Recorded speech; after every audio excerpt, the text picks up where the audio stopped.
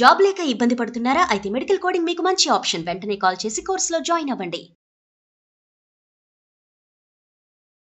నమస్తే కళ్యాణ్. నమస్తే జయ గారు. నమస్తే అమ్మా. కళ్యాణ్ గారు, హైదరాబాద్ నుంచి ఒక మెయిల్ వచ్చిందండి. అతని పేరు భాస్కర్. ఒక్క నిమిషం. ఈ ప్రోగ్రామ్కి అందమైన జీవితం అనేటటువంటి ఒక చక్కటి పేరు నామకరణం ఎవరు చేశారు? ఎలా వచ్చింది కాన్సెప్ట్? ఫస్ట్ జీకే గారు, గోపాలకృష్ణ గారు, నేను, మన క్రియేటివ్ హెడ్ ఆయన నేను డిస్కస్ చేసుకున్నాం. ఇలా చేస్తే బాగుంటుందేమో, ఒక చిన్న ఐడియా, జస్ట్ ఒక లైన్ ఫామ్ అయిందండి. వెంటనే మీకు కాల్ చేయటం, మనం ముగ్గురం కూర్చోవటం, మాట్లాడుకోవటం, కాన్సెప్ట్ డిజైన్ చేసేసుకున్నాం కదా. అల్టిమేట్గా మనకేంటి, మన జీవితం సాఫీగా అందంగా వెళ్ళాలనుకుంటాం. సో ఈ పేరు చాలా బాగా కనెక్ట్ అవుతుంది. ఇది చూద్దామా అన్నారు ఆయన. వెంటనే మన ఎండి గారు సుమన్ గారికి చెప్పటం, ఆయన కూడా సూపర్, గో హెడ్ అనేసారు. సో అలా అందమైన జీవితం స్టార్ట్ అయిందండి. చాలా సంతోషం అమ్మా. ఒక కాలర్ ఉన్నారండి, మనకు ఒకళ్ళు మెయిల్ చేశారు హైదరాబాద్ నుంచి. అతని పేరు భాస్కర్ అండి. ఉద్యోగం చేసుకుంటున్నారు, పెళ్ళయింది. సమస్య ఏంటంటే భార్యతో, తన ఫ్యామిలీతో, తన తల్లిదండ్రులతో, ఇటు భార్యతో మధ్యలో నలిగిపోతున్నాను. నేను ఎటు ముందుకు వెళ్ళలేకపోతున్నాను, వెనక్కి రాలేకపోతున్నాను. ఏం చేయాలో నాకు అర్థం కావట్లేదు. చాలా సెన్సిటివ్ విషయం ఇది. డాక్టర్ గారితో ఖచ్చితంగా నా విషయం గురించి మాట్లాడాలి అనే ఉద్దేశంతో మీకు మెయిల్ చేస్తున్నానని చెప్పి పెట్టాడండి అతను. నెంబర్ కూడా ఇచ్చారు, ఒకసారి కాల్ చేసేయమంటారా? పిల్లలు ఉన్నారమ్మా? పిల్లలు ఉన్నారు. హలో భాస్కర్ గారు. మేడం, ఎవరండి మీరు? నేను జయానండి, అందమైన జీవితం, సుమన్ టీవీ అందమైన జీవితం ప్రోగ్రామ్ నుంచి కాల్ చేస్తున్నాను. మేడం నమస్తే. మేడం నమస్తే అండి. మీరు మాకు మెయిల్ పెట్టారు, సో మీతో మాట్లాడదామనేసి కాల్ చేశాను. ఫ్రీ ఉన్నారా? మాట్లాడొచ్చు మేడం. రైట్. డాక్టర్ గారు కూడా ఉన్నారు. ఒక్కసారి మీ సమస్య ఏంటో ఒకసారి బ్రీఫ్గా చెప్తారా? తప్పకుండా మేడం. రైట్. నమస్తే భాస్కర్ గారు. నమస్తే. నమస్కారం సార్. చెప్పండి సార్, ఎవరిది సమస్య? సార్ సమస్య ఏంటంటే, ఎప్పుడైనా సరే మా పేరెంట్స్ పొరపాటున ఎప్పుడైనా మమ్మల్ని చూడాలని వస్తుంది సార్. వాళ్ళు పేరెంట్స్ ఎప్పుడైనా వచ్చినప్పుడు వాళ్ళని అసలు ఎట్లా అంటే రెస్పెక్ట్ కాదు కదా సార్, అసలు చాలా దారుణంగా చూస్తుంది సార్ వాళ్ళని. వాళ్ళు కూర్చున్నప్పుడు వాళ్ళ దగ్గర కూర్చొని, వాళ్ళ ఎదురుగా కూర్చొని కాలు మీద కాలేసుకొని కూర్చోవడం, వాళ్ళకి అట్లీస్ట్ ఏదైనా భోజనం పెట్టాలన్నా, టిఫిన్ చేయాలన్నా కూడా ఏంటమ్మా ఏమన్నా రెడీ అయిందా అంటే, లేదు అక్కడ ఉంది పెట్టుకోపోండి అని చెప్పి వాళ్ళని అమర్యాదగా మాట్లాడటము. అది ఎట్లా అంటే, మా పేరెంట్స్ వస్తే ఒకలాగా ట్రీట్ చేస్తున్నారు, వాళ్ళ పేరెంట్స్ వస్తే ఒకలాగా ట్రీట్ చేస్తున్నారండి. ఎంతసేపు నేను ఫోన్ లో మాట్లాడినా కూడా, ఈవెన్ మా పేరెంట్స్ దూరం ఉంటారు కాబట్టి అట్లీస్ట్ 2 days కోసారో 3 days కోసారో మనం కాల్ చేసుకొని మాట్లాడుకుంటాం కదా సార్, పేరెంట్స్ తో మాట్లాడుతుంటాము. సో అది తనకు నచ్చదు. అది ఎంతసేపు ఫోన్ మాట్లాడుతుంటే నీకేమవసరం, ఊరికే ఎందుకు మాట్లాడతావు, ఇలాంటి క్వశ్చన్లు అండి. అంటే మా పేరెంట్స్ తో నాకు మాట్లాడుకునే స్వేచ్ఛ లేదా సార్? ఎందుకు అంటే మీ పేరెంట్స్ ఏమన్నా తెలియకుండా ఏమన్నా ఈ అమ్మాయిని ఏమన్నా అన్నారా? ఏమన్నా ఆ విధంగా ఏమైనా మనస్తాపం చెంది వాళ్ళ మీద ఒక శత్రుత్వం పెంచుకుందా? ఏంటి కారణం? పెళ్ళైన కొత్తలో ఏమైనా ఇన్సిడెంట్స్ జరిగాయి? అలాంటిది ఏం లేదు సార్. ఎందుకంటే పెళ్ళైన కొత్తలో మేము అంటే ఒక 1 week 10 days అక్కడ ఉన్నాం. పెళ్ళైన తర్వాత జాబ్ ఇక్కడ ఉంది కాబట్టి, మళ్ళీ జాబ్ లో జాయిన్ కావాలి కాబట్టి ఎంబటే 1 week 10 days లో వచ్చేసాము. ఈవెన్ మా పేరెంట్స్ దగ్గర మేము వెళ్ళినా, లేకపోతే మా పేరెంట్స్ ఇక్కడికి రావడం వేళ్ళ మీద లెక్క పెట్టుకోవచ్చు సార్. మరి తన పేరెంట్స్ తో వాళ్ళతో మాట్లాడుకుంటూ ఉంటారా? తన ఇంటికి తను మాట్లాడుకోవచ్చు, కానీ నేను మాట్లాడితే మాత్రం ఎందుకు ఊరికే మాట్లాడము? వాళ్ళు ఎప్పుడన్నా పొరపాటున ఎప్పుడన్నా వస్తే వాళ్ళని వెళ్ళిపోయేటట్టుగా మాట్లాడము. మరి మీ పేరెంట్స్ ఇంటికి మీరు వెళ్ళటం కానీ, లేదంటే పండగకో పబ్బానికో మీ ఇద్దరు కలిపి వెళ్ళటం, అదేమైనా జరుగుతుందా? అది కూడా ఆగిపోయిందా? అది కూడా ఆగిపోయింది సార్. ఏంటంటే ఇప్పుడు ఎంతసేపు వాళ్ళ పేరెంట్స్, వాళ్ళ చుట్టాలు, వాళ్ళ ఫంక్షన్స్, ఎంతసేపు వీళ్ళ చుట్టాలు సైడ్ ఇటు సైడ్ పోవడమే తప్పించి మా చుట్టాలకు కానీ మా పేరెంట్స్ దగ్గర కానీ వెళ్ళడం కానీ అసలు జరగట్లేదు సార్. సరే అట్లయినా సరే వీళ్ళు నా వాళ్ళే, వీళ్ళు నాకు పేరెంట్స్ తో సమానం అని చెప్పేసి నేను అట్లయినా సరే అందరూ మన వాళ్ళే అని చెప్పి నేను కలుపుకోపోయేవాడిని సార్. కానీ ఇటు వరకు వచ్చేసరికి ఏంటంటే అవసరం లేదు. 10 years నుంచి ఇదే పద్ధతి అండి, లేకుంటే మధ్యలో మారారా ఆవిడ? ఇట్లా మొదటి నుంచి ఇదే ధోరణి. ఎట్లా అంటే ఎందుకు ఇంకా ఎట్లా అంటే పీక్స్ కి వెళ్ళిపోతుంది మేడం. మీరు ఎప్పుడైనా చెప్పారండి? ఎప్పుడైనా వాదన జరిగిందా ఈ విషయానికి సంబంధించి? మాట్లాడుకున్నారా కనీసం? ఈ విషయం గురించి ఎప్పుడు టాపిక్ వచ్చినా మాకు పెద్ద వార్ జరుగుతుంది మేడం. మాకు వార్ జరగడము, తను వారం 10 రోజులు మాట్లాడకపోవడము. ఎవరు కాంప్రమైజ్ అవుతారండి? లాస్ట్ కి నేనే కాంప్రమైజ్ అవ్వాల్సి వస్తుంది మేడం. ఇటు పోయి మళ్ళీ కాంప్రమైజ్ అవ్వాలి. కానీ ఇప్పుడు కాంప్రమైజ్ అయ్యే ఓపిక లేదు మేడం నాకు ఇంకా. అంటే బహుశా ఇప్పుడు భాస్కర్, ఇప్పుడు అమ్మ నాన్నకి సంబంధించినటువంటి అంశం ప్రతిరోజు మీరు మాట్లాడుకోవాల్సినటువంటి అవసరం లేదు కదా. ఆ ఇష్యూ కాకుండా మిగతా అన్ని ఇష్యూస్ లో మీ ఇద్దరు అన్యోన్యంగానే ఉంటారా? మిగతాదంతా బాగానే ఉంటుంది సార్. మిగతాదంతా బాగానే ఉంటుంది. మిగతాదంతా అదొక్కటే బాగానే ఒకటి ఉంటుంది. నచ్చని విషయం. రీసెంట్ గా ఒక చిన్న విషయం అండి. మా పేరు మార్నింగ్ వాష్రూమ్ లో ఉండగా ఒక కాల్ వస్తే తను కాల్ కట్ చేశారండి. నేను చూసుకోకుండా రెగ్యులర్ షెడ్యూల్ లో పడిపోయి ఆఫీస్కి వెళ్ళిపోయాను. మళ్ళీ నా వర్క్ చేసుకున్న తర్వాత సాయంత్రం నాకు కాల్ వచ్చిందండి. మళ్ళీ సాయంత్రం కాల్ వచ్చి కాల్ లిఫ్ట్ చేస్తే, ఏంట్రా నువ్వు ఇలా కాల్ లిఫ్ట్ చేయలేదు, మార్నింగ్ ఇలా జరిగింది, నాన్నకి బీపీ షుగర్ అంతా డౌన్ అయిపోయింది, స్ట్రోక్ రావడం జరిగింది, హాస్పిటలైజ్ అయినారు అని చెప్పి నాకు మళ్ళీ ఈవినింగ్ నాకు కాల్ చేస్తే తెలిసిందండి. ఎందుకంటే మార్నింగ్ కాల్ చేశారని చెప్పారు. నేను ఆ కాల్ చేశారని చెప్పారు, మా వైఫ్ కూడా చెప్పలేదండి అక్కడ. బాగానే ఉన్నారు నాన్నగారు? ఇప్పుడు వెల్ అండ్ గుడ్ అండి. ఇప్పుడు అక్కడ అక్క వాళ్ళు కొంచెం దగ్గరలో ఉంటారు కాబట్టి వాళ్ళు వెళ్ళి చూసుకున్నారు. వాళ్ళు మరి ఇప్పుడు అడిగారా ఏంటంటే ఈ ఏమని? టైంలో ఆడపిల్లలు, ఈ టైంలో మా అక్కలు వెళ్ళారు, వాళ్ళ హస్బెండ్స్ వాళ్ళ డ్యూటీలో ఉన్నారు. ఆడపిల్లలు ఈ టైంలో అసలు ఈ కోవిడ్ సిచ్యువేషన్ లో వాళ్ళని తీసుకెళ్లారు రావడం ఎంత ఇబ్బందిగా ఉంటుంది. అదే కనుక నా వైఫ్ నాకు కాల్ వచ్చింది అని ఒక మాట చెప్పుంటే నేను ఏదో ఒక రకంగా కాల్ మాట్లాడి ఫ్రీడమ్ లో మాట్లాడైనా ఏంటి ఎమర్జెన్సీ అని చెప్పి మాట్లాడి నేను హాస్పిటల్ కి సాయంత్రం లోపు మధ్యాహ్నం లోపు వెళ్ళిపోయేవాడిని కదా సార్. ఎంత ప్రాబ్లం అయిపోయి సార్. నేను ఉన్న ఒక్క కొడుకుని సార్, నేను కాకపోతే ఎవరు చూసుకుంటారు సార్ పేరెంట్స్ ని? కేవలం నేను పెళ్లికి ముందు మన ఇద్దరమే ఉందాం, మన జీవితంలో ఎవరి జోక్యం ఉండదు అనేటటువంటి ఏకైక మాట పట్టుకుని ఈరోజు సునీత ఇలా వ్యవహరిస్తుందా అనేటటువంటి దానికి మనకు కొద్ది క్లారిటీ కావాలి భాస్కర్. అంటే ఆ అమ్మాయి కేవలం ఒక ప్రైవసీ గురించేనా? ఆ అమ్మాయి కేవలం మీ తల్లిదండ్రులతోనే ఇలాగే ప్రవర్తిస్తుందా, లేదంటే అందరితోనే తనకి సోషల్ కాంటాక్ట్స్ తక్కువ, మీ ఇంట్లోకి ఎవరు రాకూడదు, మీరు ఎవరి ఇంటికి వెళ్ళకూడదు అనేటటువంటి ఆలోచన శైలా? కేవలం మీ తల్లిదండ్రుల మీద ఎందుకు ఈ టార్గెట్? కేవలం మా తల్లిదండ్రులు వాళ్ళ విషయం వాళ్ళతో మాట్లాడినప్పుడు కానీ వాళ్ళు వచ్చినప్పుడు కానీ ఏదో ఒకటి జరుగుతుంది సార్. కాదు భాస్కర్, మరి అంటే ఎలాంటి సలహా కోసం మీరు మాకు మెయిల్ చేశారు? డాక్టర్ గారి వైపు నుంచి మీరు ఎలాంటి సలహాను ఎక్స్పెక్ట్ చేస్తున్నారు? మెయిన్ ఇష్యూ ఎక్కడ వచ్చిందంటే మేడం, ఇప్పుడు మా పేరెంట్స్ ఇలా జరిగిందని చెప్పేసి ఆ రోజు ఈవినింగ్ వచ్చి గొడవపడడం జరిగింది మేడం. నాకు చెప్పలేదు, ఎందుకు నువ్వు ఇలా కాల్ కట్ చేయడం జరిగింది అని చెప్పేసి ఆ రోజు చాలా పెద్ద గొడవ జరిగింది మేడం. సో అంత గొడవ జరిగేసరికి తన డిసిషన్ కి ఏమొచ్చేసింది అంటే, ఇప్పుడు నీకు మీ పేరెంట్స్ కావాలా నేను కావాలా? నేను కావాలి అంటే మీ పేరెంట్స్ ని మర్చిపో, నాకు విడాకులు ఇచ్చేసేయండి. అంటే ఇంతకు మించి మీరు మీ పేరెంట్స్ దగ్గర నుంచి దూరంగా ఉండటం ఏంటి భాస్కర్? ఇప్పుడు వాళ్ళు మీ ఇంటికి రాంది లేదు, నువ్వు వాళ్ళ ఇంటికి పోలేదు, ఆఖరికి ఒక మాట సాయం లేదు, ప్రాణాల మీదకి వచ్చినా ఫోన్ కాల్ ఎత్తే పరిస్థితి లేదు. ఇంతకంటే తెగదెంపులు ఏం కావాలి? ఆల్రెడీ ఎవ్రీథింగ్ అయినట్టేగా 10 సంవత్సరాల్లో, ఇంకా ఏం కావాలంటే ఆవిడకి? అంటే ఇప్పటి నుంచి మీరు కాల్స్ కూడా మాట్లాడదు ఇంక ఇప్పటి నుంచి. ఇప్పుడు వరకు కంట్రోల్, ఇప్పుడు కమిట్మెంటా? ఇప్పుడు అలాగే అనిపిస్తుంది సార్. అంటే దాని అర్థం ఏంటో నాకు అర్థం కావట్లేదు సార్. ఇదేదో ఒక సైడ్ ఆఫ్ ది కాయిన్ మేము చూస్తున్నట్టు నాకు అనిపిస్తుంది. ఖచ్చితంగా ఈ ఇష్యూలో అయితే మాత్రం మీ భార్యమణితో మాత్రం మాట్లాడవలసినటువంటి అవసరం ఉంది. ఆవిడ వర్జన్ ఏంటి అన్నది తెలుసుకోవాల్సిన అవసరం ఉంది. ఎందుకంటే ఏ కారణం లేకుండా వృద్ధాప్యంలో ఉండే పెద్ద వయసులో ఉన్న ఇద్దరు మనుషుల్ని అసలు ఏ కనికరం, మానవతా దృక్పథం లేకుండా దూరం పెట్టే ఆలోచన ఒక స్త్రీకి ఎందుకు ఉంటుంది అన్నది మనం తెలుసుకోవాలి. అంటే అవకాశం ఉంటే 10 ఏళ్ల జీవితంలోనే నాకు 100 ఏళ్ల జీవితం చూపించింది సార్. ఆమె గయాలితనం అట్లా ఉంటుంది. ఆమె నోట్లో నోరు పెట్టకపోతే ఎంత బాగుంటే అంత దూరం ఉంటే అంత మంచిగా ఉంటుంది సార్. కాదండి, తను ఏం చేస్తుంటారు? హౌస్ వైఫ్ అయినా? తను జాబ్ చేస్తారు మేడం. తను కూడా ఎంప్లాయీ. ఒకసారి ఏమన్నా మాట్లాడొచ్చా భాస్కర్? సార్ నేను ప్రయత్నం చేస్తాను సార్. నేను ఒకసారి కాల్ కలుపుతాను, మీరు కూడా ఒకసారి మాట్లాడండి సార్ తనతో. పర్వాలేదా? నో ప్రాబ్లం కదా? అంటే జస్ట్ అసలు ఆవిడ వర్షన్ ఎలా ఉందని తెలుసుకోవటం కోసం. ఓకే సార్, కాల్ కలపండి. ఏంటి డాక్టర్ గారు అంటే మనం ఇప్పుడు అతను కావాలి, అతన్ని కని పెంచి ఇక్కడ దాకా తీసుకొచ్చిన తల్లిదండ్రులు వద్దా? రేపొద్దున్న మరి మన పిల్లలకి మనం ఏం చెప్తాం? అంత దూరం ఆలోచించరు కదా, ఇక్కడే స్టోరీ. తాత చెప్ప తరతరాలు అంటారు. హలో హలో, ఏం చేస్తున్నావు? ఏదో చేస్తున్నాను. ఏంటి ఇప్పుడు? ఏం చెప్పండి. పిల్లలు ఏం చేస్తున్నారు? ఆన్లైన్ క్లాసులు జరుగుతున్నాయి కదా, కూర్చున్నారు అక్కడ. తెలుసు కదా, మళ్ళీ నన్ను అడుగుతావేంటి? అయ్యో ఏంటి, ఎందుకు చేసావు? చెప్తాను సరే. నేను ఇక్కడ సార్ని డాక్టర్స్ దగ్గరకు వచ్చాను, సైకాట్రిస్ట్ డాక్టర్ దగ్గరకు వచ్చాను. మన సమస్య గురించి ఒకసారి సార్ కూడా మీతో మాట్లాడుతా అన్నారు. మీతోని నేను ఎందుకు మాట్లాడాలి వాళ్ళతో? వాళ్ళెవరు? నాకేం సంబంధం వాళ్ళతోటి? నువ్వు వెళ్ళవు, నువ్వు విను. నువ్వు వాళ్ళు ఏం చెప్తారో నువ్వు విను. కాదమ్మా, కాదు సునీత గారు. ఓకే, ఆ నలుగురిని చేరేస్తున్నావు అన్నమాట ఇప్పుడు. సునీత గారు ఏంటో వినుకాస్తా నువ్వు. కదమ్మా, ఒక్క సెకండ్ అమ్మా. అమ్మ సునీత, నమస్తే అమ్మ. నా పేరు డాక్టర్ కళ్యాణ్ చక్రవర్తి అమ్మ. నేను మానసిక వైద్య నిపుణుడిని ప్లస్ రిలేషన్షిప్ కౌన్సిలర్ని. నాతో పాటు జయ గారు కూడా ఉన్నారు, సీనియర్ యాంకరు. అంటే ఇప్పుడు అయితే ఏంటండి చెప్పండి, ఏంటి అయ్యో. ఇప్పుడు ఏంటి ఇప్పుడు ఏ వినాలి నేను ఇప్పుడు? అమ్మ నీ జీవితం ఆయన ఏం గురించి చెప్తున్నాడు? సునీత గారు మీతో మేము ఏం మాట్లాడలేదండి, అప్పుడే మీరు ఏం వినాలి అనే ప్రశ్న వేసేస్తున్నారు.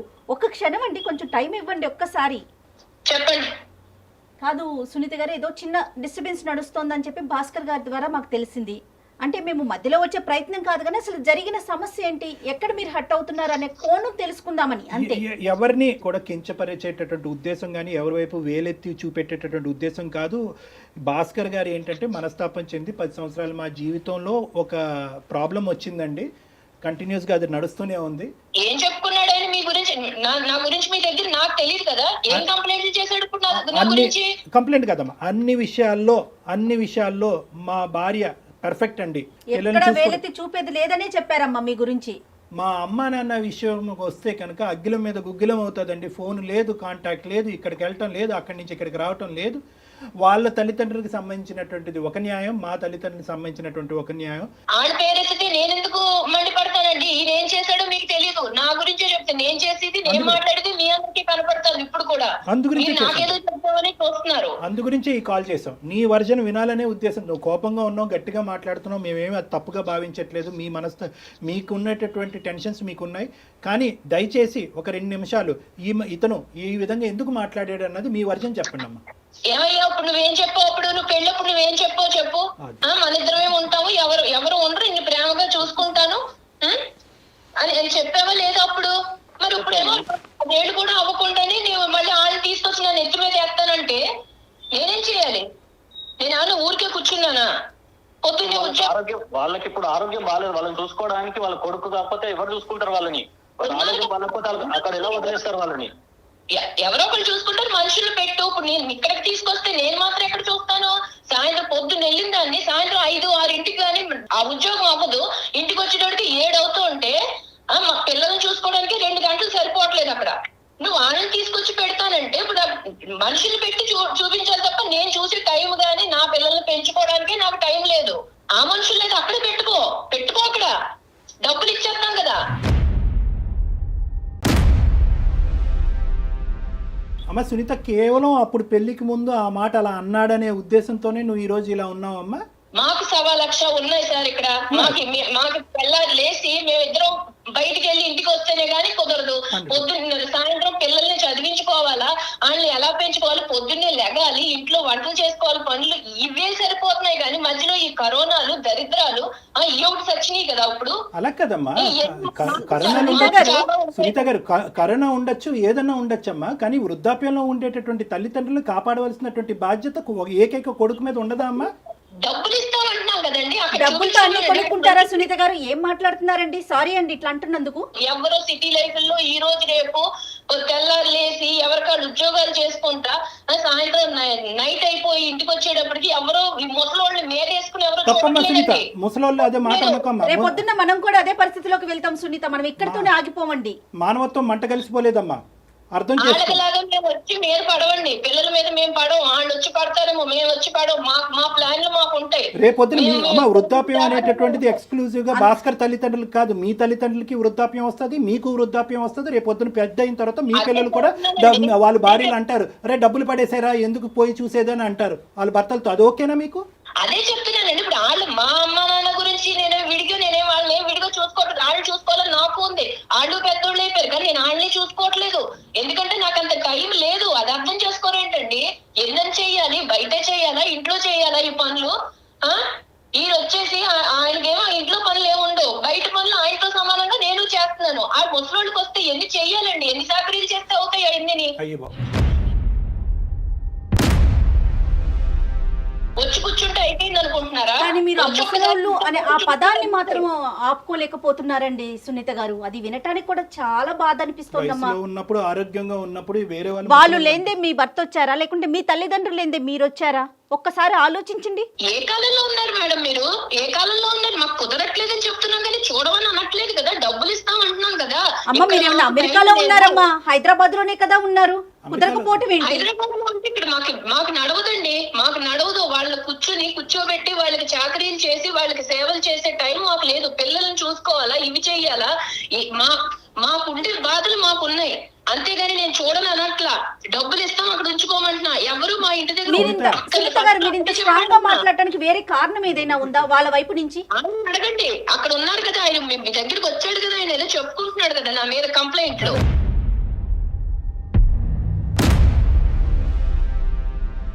సునీత, నీకు చేసింది ఏంటంటే ఈ విధంగా కేవలం వృద్ధాప్యంలో ఉండేటటువంటి వ్యక్తులకి పోషించడానికి మాకు టైం లేదన్నది ఒక్కటే కారణమా? లేదంటే వీళ్ళ తల్లిదండ్రులు ఏమన్నా నీకు తప్పుగా ప్రవర్తించారా, ఇబ్బంది పెట్టారా? ఇప్పుడు ఈయన తక్కువడేం కాదండి, ఈయనేం తక్కువడేం కాదు. మీ దగ్గర రావుడులో నటించేస్తున్నాడేమో. ఈయనేం తక్కువడేం కాదు. వెళ్ళి 4 రోజులు అక్కడ ఉంటే వాళ్ళ అన్న కొంచెం ప్రేమగా ఉంటే చాలు, ఇక్కడికి వచ్చి మళ్ళీ వారం రోజులు నాతో మాట్లాడు. మరి నాకెలా ఉంటుంది? నేను అన్ని వదిలిపెట్టుకుని వచ్చాను కదా.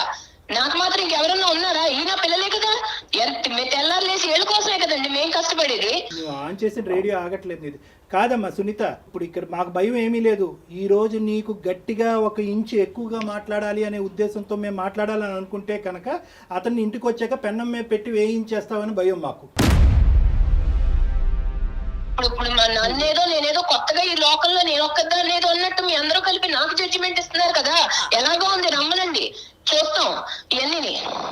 నాకు ఇప్పుడే చెప్తున్నారు, మేమంత త్యాగమూర్తులో కాదు, మాకంత ఓపికలు లేవు. మీకు నమస్కారం. మాకు నమస్కారం పెట్టక్కర్లేదు. నువ్వు చెప్పుకో, ఏం చెప్పుకుంటావు చెప్పుకో. ఇప్పుడు వాళ్ళందరూ ఏదో చెప్తున్నారు కదా, ఏం చెప్పుకుంటావు చెప్పుకుని వాళ్ళ కాళ్ళ మీద పడి ఏడ్చి ఉద్యోగం చేస్తూ బయటకు వెళ్తూ 10 మందిని చూస్తూ. అమ్మా సునీత, చదువుకున్న దానివి, సమాజం తెలిసిన దానివి, 2 పిల్లల యొక్క తల్లివి, నువ్వు నిజంగా ఇలా మాట్లాడుతున్నావు అంటే, ఇంత మూర్ఖత్వంగా మాట్లాడుతున్నావు అంటే కనుక నమ్మలేకపోతున్నావు. నీ బాధ ఏంటమ్మా? నీ బాధ ఏంటి అన్నది నువ్వు ఇంకా చెప్పలేకపోతున్నావు. ఒకే పాయింట్ ఏంటంటే కనుక అక్కడికి వెళ్ళి నా భర్త కనెక్ట్ అయిపోయి వారం రోజులు నాతో మాట్లాడ్డాను అంటున్నావు. వారం రోజులు నీతో మాట్లాడకపోతే ఉండలేనటువంటి నువ్వు జీవితాంతం ఆ తల్లిదండ్రులు కొడుకుతో మాట్లాడకుండా ఎలా ఉండగలరమ్మా? నీకు అర్థం కాదా? పెళ్లి చేశారు కదా, పెళ్లి చేయకుండా ఉండాల్సిందండి. అప్పుడు మా సంస్కృతులు మాకు ఉన్నాయి. పెళ్లి చేయకుండా ఉండాల్సింది, ఇంట్లోనే పెట్టు కూర్చోవాల్సింది. అంటే పెళ్లి చేసుకుంటే భార్యకి భర్త, భర్తకి భార్య, ఇటు కుటుంబం లేదు అటు కుటుంబం లేదు. టైం లేదండి, మీకు అర్థం కాదా చెప్తుంటే? టైం లేదు, టైం లేదు. నన్ను బాధ పెడతారు అంటున్నారు. నీ పిల్లల్ని చూసుకోవటానికి టైం లేదనే మాట అనట్లేదే, నిన్ను నువ్వు చూసుకోవటానికి టైం లేదనే మాట అనట్లేదే, నీ ఉద్యోగానికి వెళ్ళడానికి టైం లేదనే మాట అనట్లేదే. అవును, మా పిల్లలు కదా మేము చూసుకోవాలి. మా పిల్లలు చిన్న పిల్లలు కాబట్టి మేము చూసుకోవాలి. వాళ్ళ చదువులు చెప్పించాలి. వాళ్ళు రేపు పొద్దున కాళ్ళ మీద నిలబడ్డాక మేము వెళ్ళి వాళ్ళ మీద కూర్చోకూడదు కదా. ఇంతేనమ్మా మానవ సంబంధాలు. ఎవరిని వాళ్ళని పోషించుకుని వాళ్ళ పిల్లల్ని చూసుకోవటమే మానవ సంబంధాల. మన అవసరం తీరిన తర్వాత తల్లిదండ్రులను తీసుకెళ్లి ఓల్డేజ్ హోమ్స్ లోని వృద్ధాశ్రయాలు పడేయటమైనా. ఇందుకేనమ్మా ఉమ్మడి కుటుంబాలు నాశనం అయిపోతున్నాయి. ఇందుకే ఉమ్మడి కుటుంబాలు నాశనం అయిపోతున్నాయి. మీరు వాస్తవంలోకి రండి సార్, చెప్పుకోవడానికే బాగుంటాయి ఉమ్మడి కుటుంబాలు. వాస్తవంలో మీరు మాట్లాడితే అప్పుడు మీకు తెలుస్తుంది. డబ్బులు పడేస్తే అన్ని కొనుక్కోవచ్చని అనుకోద్దమ్మా సునీత. డబ్బులు పడేస్తే అన్ని కొనుక్కోవచ్చాను. రానున్న రోజుల్లో నీ స్థానాన్ని ఆలోచించలేకపోతున్నావు. కాదు, మేము బుద్ధి గడ్డి తిని నీ కాన్ఫరెన్స్ కాల్ కలపమన్నాం. మాకు అయిపోతుంది ఇక్కడ. మేము 10 నిమిషాలు నిన్ను భరించలేకపోతున్నాం. తప్పుగా నేను ఎవరితో ఇలా మాట్లాడలేదమ్మా. కానీ నీ మాట ఏం బాధండి? మిమ్మల్ని శారీరకంగా హింసిస్తున్నారా, మానసికంగా హింసిస్తున్నారా? ఏం బాధపడుతున్నారో మీరు? మేము అనుకున్నట్టు ఆయన ఉండడు సార్, ఉండడు. తెల్లారు లేచి వాళ్ళ పాటే అమ్మ నాన్న ఏమైపోతున్నారు, ఇక్కడ మీ పిల్లలు ఏమైపోతున్నారు ఆయనకి అక్కర్లేదు. కాదమ్మా సునీత, ఒక్కసారి కొంచెం నిదానంగా ఆలోచించండి. ఇవాళ రేపు పెద్దవాళ్ళు లేక ఉద్యోగాలు చేసే ఆడవాళ్ళం ఎంత నలిగిపోతున్నాం కదా. అది మీ సైడ్ కావచ్చు, అతని సైడ్ కావచ్చు. ఒక పెద్దవాళ్ళు అమ్మమ్మో నాయనమ్మో ఎవరన్నా ఒకరుంటే రేపొద్దున మన పిల్లలకి ఆసరా కాదు. మాకు ఎక్స్ట్రా పని తప్ప వాళ్ళ వల్ల మాకు ఉపయోగం లేదు. అసలు ఒక్క నిమిషం 1 మినిట్ కూడా ఈ రోజు నుంచి నెక్స్ట్ రోజు గురించి ఆలోచించలేకపోతున్నాము. నీకు broad minded thinking, futuristic thinking లేదు. సారీ, నిన్నేమి నిందించట్లేదు, కానీ ఒక్క మాట చెప్తాను. నా బాధ కూడా మీరు అర్థం చేసుకుని చెప్పుంటే బాగుండేది. అదే కదా తల్లి, భాస్కర్ ఫోన్ చేసినప్పుడు ఏంటయ్యా ఇలా మాట్లాడుతుంది ఒక ఆడది, అలాగే ఎక్కడో ప్రవర్తించేటటువంటి దానికి దాఖలాలే లేవు అని చెప్పి పొగుడుతున్నాడు నీ భర్త. నీ గురించి అన్ని ఇష్యూస్ లో బాగుందండి ఇది అది అని చెప్పి నీ నోటి ద్వారానే ఈ రోజు నువ్వు నీ జీవితాన్ని చండాలం చేసుకున్నావు. ఇప్పటి వరకు నీ మీద మాకు ఎటువంటి నెగటివ్ ఇంప్రెషన్ చెప్పుకుంటే మీకు అలా అనిపిస్తుంటే నేనేం చేయలేను కదా. నా బాధ ఇది నా బాధ.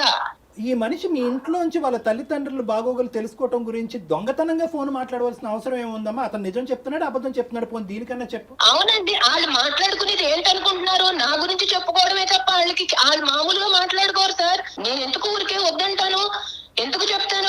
దాంట్లో ఒకటి జరిగేవి ఏంటంటే, ఇక్కడ నేనేం చేస్తున్నాను, నా గురించి కంప్లైంట్లు చెప్పడమే అతనికి పని, వేరే పని ఏమీ లేదు. అక్కడి నుంచి వాళ్ళు చెప్పినట్టు ఈయన నడుచుకుంటాడు ఇక్కడ. మీకేం తెలుసు ఎన్ని? అమ్మా అదే ఉద్దేశంతో మొన్న ఫోన్ కాల్ కట్ చేసావు. అతని ప్రాణాల మీకు వచ్చుంటే అమ్మా, పెద్ద ఆయన ప్రాణాల మీకు వచ్చుంటే ఈ రోజు నాకేం తెలుసు అండి, వాళ్ళు ఎందుకు చేశారో నాకేం తెలుసు. రోజు ఈ చర్చా కార్యక్రమాలు పెట్టుకుంటారని నేను కట్ చేశాను, అంతేగాని అడుగుంట్లో పోలేదని నాకు తెలుసా? తెలిస్తే కట్ చేస్తానా? కాదా మరి ఆ పెద్ద ఆయనకి ఏమైనా జరుగుంటే, దగ్గరలో ఆడపిల్లలు ఉన్నారు కాబట్టి హాస్పిటల్ ఏం జరగదులేండి, ఇప్పట్లో ఏం జరగదు. దివ్య భవిష్యవాణి ఏదో అంటారు, అన్ని ఉన్నట్టున్నాయమ్మా నీ దగ్గర అన్ని. అమ్మా ఐఎమ్ సారీ అమ్మా, జీవితం అంటే ఇది కాదమ్మా. భాస్కర్, ఇంకా సేపు మేము మాట్లాడితే నీ సిచ్యువేషన్ ఇంకా డిటీరియేట్ అయ్యేటట్టుంది. అందమైన జీవితం యొక్క పర్పస్ ఏంటంటే ఉన్న స్థితిని అలాగన్నా ఉంచాలి, లేదంటే కరెక్ట్ చేయాలి. ఉన్న స్థితిని దిగ్గజార్చేటటువంటి ఉద్దేశం మాకు లేదు. పెనం మీద నుంచి పొయ్యిలో పడే పరిస్థితిని మేము తీసుకురాం మిమ్మల్ని. సారీ అండి సునీత గారు, సారీ అమ్మా. ఏం చెప్తారు వాళ్ళు ఏదో చెప్తున్నారు కదా, ఎన్ని ఇంకేమన్నా ఉంటే చెప్పుకున్నారు, కాళ్ళ మీద పడి ఏడ్చి అప్పుడు రా, నీకు అప్పుడు ఉంది, నీకు ఇంట్లో రా, వచ్చాక చెప్తాను, ఇప్పుడు కాదు చెప్తాను రా కానీ అప్పుడు. భాస్కర్ సార్, ఇది సార్ తన వర్షన్. దీన్ని వర్జన్ అంటారయ్యా, దీన్ని వర్జన్ అంటారా? నువ్వు 10 సంవత్సరాలు భరిస్తూ ఒక్కొక్క మెట్టు దిగుతూ తల్లిదండ్రుల్ని దూరం పెట్టుకుంటూ వాళ్ళని ఇబ్బంది పెట్టి నువ్వు ఇబ్బంది పడుతూ ఇదంతా నువ్వు చూసేటటువంటి పిల్లలు ఏమి నేర్చుకుంటారు? రైట్, ఓకే, అమ్మకి నాన్నకి కూడా ఇదే సినిమా చూపెడదాం రానున్న రోజుల్లో అని చెప్పి నీ కొడుకులు అనుకోరా? సార్, పెళ్ళైనంత మాత్రాన మొత్తం అంతా పూర్తిగా భార్యకు లొంగి ఉండాలా సార్? ఆ ప్రశ్న మీరు ఇప్పుడు కాదండి, 10 ఏళ్ల క్రితం మాట్లాడాల్సిన ప్రశ్న ఇది. 10 ఏళ్ళండి భరించేది. Starting trouble, ending trouble. Starting trouble ని సెట్ చేసుకోకపోతే ఎండింగ్ ట్రబుల్. కళ్యాణ్ గారు అసలు ఆవిడ వర్షన్ ఏంటండి? ఎటువైపు ఆలోచించట్లేదు తను. ఆవిడకి ఏదో ఒక విచిత్రమైనటువంటి వ్యక్తిత్వపరమైనటువంటి లోపం ఉందబ్బా. పర్సనాలిటీ డిసార్డర్స్ అంటారు వీటిని. ఏం చేయమంటారు సార్? నాకు ఒక మంచి సొల్యూషన్. అంటే ఎలాంటి డెసిషన్ తీసుకుందాం అనుకుంటున్నారు భాస్కర్ మీరు? నేను కావాలంటే వాళ్ళని వదిలేయండి. ఓకే, తన వర్షన్ కాదు, ఇక్కడ కూడా మీరు తన వర్షనే చెప్తున్నారు, మీ వర్షన్ చెప్పండి. ఇక నేను భరించలేను మేడం. నేనైతే వదిలేద్దామని డిసిషన్ తీసుకుందాం అనుకుంటున్నాను. విడిపోవాలనేటటువంటి ఉద్దేశంతో మేము చెప్పట్లేదు, కానీ అది నిజంగా మీరు చేసి చూపెట్టాలి. అంటే నేను ఇంకా భరించలేకపోతున్నాను అనేటటువంటి దానికి యాక్షన్ ప్లాన్ కావాలి. ఇక్కడ తల్లిదండ్రుల్ని కాపాడుకోవటం అనేది మీ బాధ్యత. రేపొద్దున మీ పిల్లల్ని మిమ్మల్ని చూస్తారా చూడరా అనేటటువంటి అంశం తర్వాత పెట్టండి. మీ తల్లిదండ్రులు మీకు ఏం అన్యాయం చేయలేదు, మీకేమీ తక్కువ ఇవ్వలేదు. మీ తల్లిదండ్రులు ఎప్పటికీ కూడా మమకారం ప్రేమతోనే మిమ్మల్ని ఇప్పటి వరకు పెంచి పోషించారు. పెళ్ళి అనేటటువంటి ఈ అంశం వాళ్ళ జీవితానికి ఒక శాపం కింద మారిపోయింది. కాబట్టి వాళ్ళని కాపాడుకునేటటువంటి ప్రయత్నంలో మీ ఆవిడికి ఒక గట్టిగా బుద్ధి చెప్పేటటువంటి ప్రయత్నం చేయండి. అంటే కొట్టండనో తిట్టండనో హింస పెట్టండో అని చెప్పట్లేదు. నేను మా తల్లిదండ్రులకు స్థానం లేనటువంటి నా జీవితంలో నీకు కూడా స్థానం లేదు అనేటటువంటి వార్నింగ్ ఇచ్చి మీ పిల్లలతో పాటు మీరు దూరంగా ఉండేటటువంటి ప్రయత్నం చేయండి. సో ఒక్కసారి బెదిరించమంటారా? అంటే దాన్ని బెదిరింపు అంటారా, లేదంటే ఒక విధమైనటువంటి ట్రీట్మెంట్ అంటారా అనేది మీకు వదిలేస్తున్నాను. అంటే ఆవిడకు ఒక శిక్ష పడాలి అంటే కనుక కుటుంబం అనేటటువంటిది ఎప్పుడు కూడా నీ చెప్పు చేతల్లో నీ కాళ్ళ కింద చెప్పులాగే ఉంటారు అని అనుకోవద్దు. నాకు ఒక అహంకారం ఉంది, నేను ఒక మగాడిని, నేను ఒక ఇద్దరు తల్లిదండ్రులకు ఒక కొడుకుని, నేను మగాడిని అనేటటువంటి ఆలోచనతో, అంటే మగ ఆడిన అనేటటువంటిది నేను వ్యత్యాసం చేయట్లేదు, కానీ ఆవిడకి ఈ యాంగిల్ చూపెట్టాలి అంటే, మీ విలువను తెలియజేయమంటున్నారు. మీ విలువను తెలియాలి అంటే కనుక దూరంగా ఉండి కొంతకాలం మీరు లేనటువంటి లోటునే ఆవిడకి అర్థమయ్యేటటువంటి విధంగా చూపెట్టండి. అంటే మళ్ళీ ఆవిడ మాట తీరు చూడండి, ఏ విధంగానూ కాంప్రమైజ్ కాదాయే. కాన్ఫరెన్స్ కాల్ సునీత కలపమన్నాం, అక్కడి నుంచి అసలు వాళ్ళ తల్లిదండ్రులు కలిపి ఉంటే కనుక వాళ్ళు కొడుకుని దూరం చేసుకుని ఎంత బాధపడుతున్నారో అక్కడ అసలైన వర్జన్ తెలిసి. నాకు ఇంకొక విషయం ఏమనిపించిందో చెప్పనండి, సునీత తల్లిదండ్రుల పెంపకం ఎంత అధ్వానంగా, అంటే ఒక తల్లిదండ్రుల పెంపకం గురించి మనం ఇంత ఓపెన్గా చెప్పుకోకూడదు, కానీ ఆవిడకి ఏం విలువలు నేర్పించారండి? వాళ్ళు ఏమైనా చెప్పడానికి ట్రై చేశారా భాస్కర్? ఒక లాస్ట్ క్వశ్చన్, వాళ్ళు మీ అత్తగారు సునీతకి ఏమైనా చెప్పడానికి ట్రై చేశారు? అలాంటివి చాలా జరిగాయి సార్, చాలా జరిగాయి. అవి అంతవరకే ఉంటాయి సార్, మళ్ళీ తర్వాత సేమ్. రైట్ భాస్కర్, ఒక్కసారి డాక్టర్ గారు చెప్పింది ఆలోచించండి, త్వరపడండి, మంచి నిర్ణయం తీసుకోండి, థ్యాంక్ యూ మేడం. చక్కని డెసిషన్ తీసుకోండి, చక్కగా ఉండండి.